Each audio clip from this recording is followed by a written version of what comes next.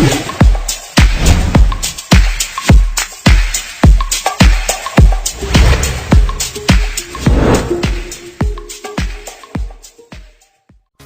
Friends, welcome back to tech Karnataka. ನಾನು Girish.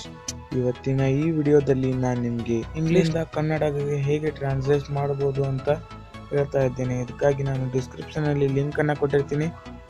Kannada translator ಅಂತ ಒಂದು ಆ್ಯಪ್ ಬರುತ್ತೆ, ಅದನ್ನು ನೀವು ಇನ್ಸ್ಟಾಲ್ ಮಾಡ್ಕೋಬೇಕು.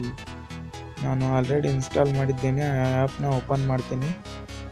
ಓಪನ್ ಮಾಡಿದ ಮೇಲೆ ನಿಮಗೆ ಈ ರೀತಿ ಇಂಟರ್ಫೇಸ್ ಬರುತ್ತೆ.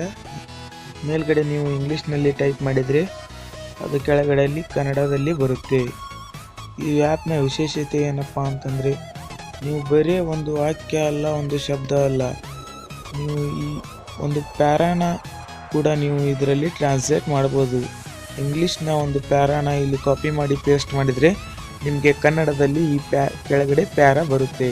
ಅದು ಹೇಗೆ ಅಂತ ನಾವು ಈಗ ಒಂದು ಎಕ್ಸಾಂಪಲ್ ಮೂಲಕ ನೋಡೋಣ ಬನ್ನಿ. ನಾನು ಇಲ್ಲಿ ಮೇಲ್ಗಡೆ ಒಂದು ವಾಕ್ಯನ ಟೈಪ್ ಮಾಡ್ತೀನಿ.